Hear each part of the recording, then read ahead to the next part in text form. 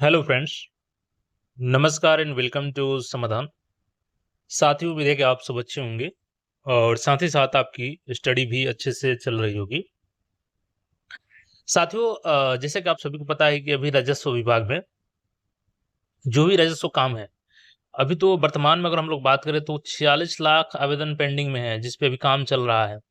हालांकि ये जग जाहिर है कि जो राजस्व कर्मचारी हैं, उनके पद बहुत ही खाली है, जिसकी वजह से भी एक राजस्व कर्मचारी को 2 से 3 पंचायत भी देखना पड़ रहा है। और बीच में देखिएगा तो ये लोग हड़ताल पे भी चले गए थे।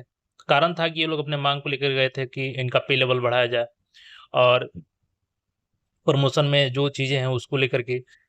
तो सरकार ने इनको आश्वासन दिया कि हम सारी चीज़ें चेंज करेंगे और 2025 में ही ये जो इनकी नियमावली थी उसको अपग्रेड कर दिया गया और जो 10+2 की क्वालिफ़िकेशन थी वो आपका ग्रेजुएशन कर दिया गया था।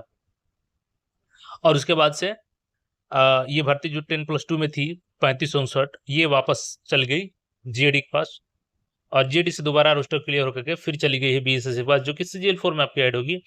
8054 पदें राजस्व कर्मचारी की। हालांकि पे लेवल की जहां तक बात है तो सरकार रिक्वेस्ट भेजी थी विधि विभाग को, लेकिन अभी भी लेवल आपका क्या है, तो लेवल उसका 2 ही है। ठीक है, तो अपग्रेड तो हो गया है आपका क्वालिफिकेशन, बट सैलरी अभी भी लेवल 2 का। तो लेवल 2 के हिसाब से ये भी ऐड हो रहा है, बाकी अगर उसमें चेंज होता है आगे तो वो होगा। बट इन सारे चीज़ों को प्रोसेस को तेज़ करने के लिए जैसे इनका नाम भी चेंज होगा, एआरओ हो जाएँगे, असिस्टेंट रेवेन्यू ऑफिसर, सहायक राजस्व पदाधिकारी। और इनकी हेल्प के लिए क्या चाहिए, क्लर्क्स भी चाहिए। और इसको सुदृढ़, चूँकि जो पहले से क्लर्क है, तो उन्हीं में से एक अलग कैडर बनाया जा रहा है। अलग से उसकी भर्ती अभी नहीं होगी फिलहाल और उनको उसी में से क्लर्क प्रोवाइड किया जाएगा। लेकिन पंचायत स्तर पर जो वर्क है, उसको ज़्यादा से ज़्यादा ऑनलाइन प्रोसेस में करवाया जा सके, इसके लिए न्यू यहाँ पे भर्ती की तैयारी चल रही है। और कल ही 11/6 को मीटिंग हुआ था राजस्व विभाग की तरफ से, उसमें मंत्री दिलीप जायसवाल जी भी थे। तो कंप्यूटर ऑपरेटर कम क्लर्क, ये नए पोस्ट पे भर्ती की तैयारी चल रही है। सारा चीज़ हम लोग जानेंगे, इसमें क्या क्वालिफ़िकेशन हो सकता है, सिलेबस, चयन की प्रक्रिया और किस माध्यम से ये भर्ती होगी।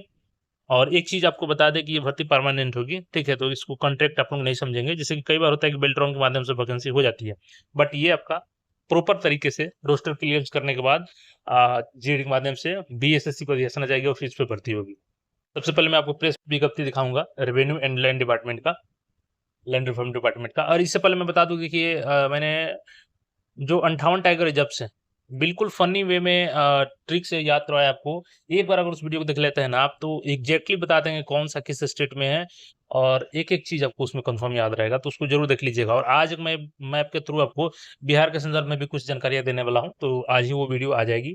सबसे पहले इस न्यूज़ को देखिएगा। 11/6/2026 का, कल का है। हर पंचायत में होगी कंप्यूटर ऑपरेटर सह क्लर्क की नियुक्ति।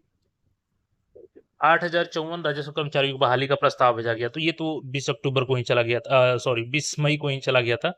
ठीक है? तो यहाँ पर टैग किया गया है। इसके अलावा देखिएगा, तो ये है, जैसे 46 लाख मैंने बताया आपको कि जो मामला पेंडिंग है, तो शिविर लगा कर के भी इसका काम किया जा रहा है। तो इनकी ज़रूरत है, ताकि पंचायत स्तर पे भी इस मामले को निपटाया जा सके।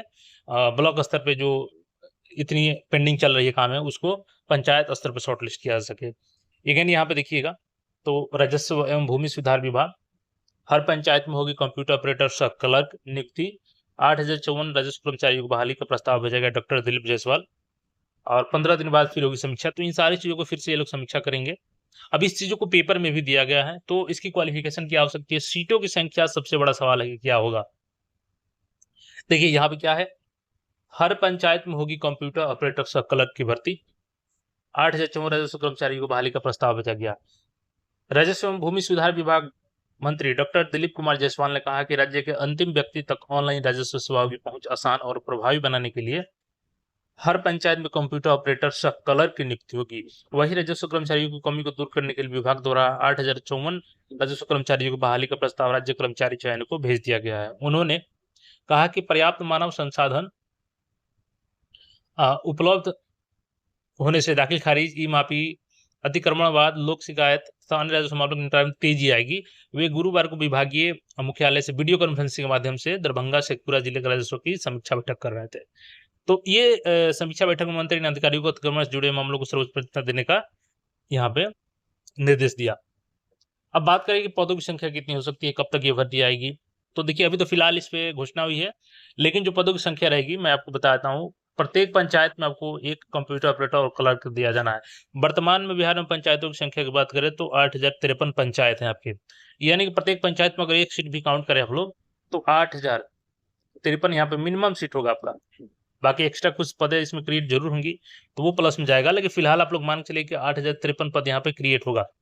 चूंकि न्यू कैडर बनेगा इसका, अभी इसकी नियमावली तय की जाएगी जिसमें सारी प्रक्रिया रहेगी कि ये भर्ती कैसे होगी, किस आयु से होगी, इसका सिलेबस क्या रहेगा, चयन की प्रक्रिया क्या रहेगी। लेकिन मैं आपको बताता हूँ कि क्या कुछ इसमें पॉसिबल हो सकता है। तो चूंकि ये कंप्यूटर ऑपरेटर कम कलर की भर्ती होगी, प्रत्येक पंचायत स्तर पर होगी, तो 8053 मिनिमम सीट है आपका, और इसमें न्यू कैडर बनेगा तो पहले इसकी नियमावली तय होगी। अब इसकी क्वालिफिकेशन क्या रखती है, तो देखिए क्वालिफिकेशन चूंकि ये कलर की पोस्ट होगा तो मैक्सिमम चांस है आपका इसमें मिनिमम आपका 12th पास मांगा जाए। ठीक है, मैक्सिमम चांस है 12th पास का।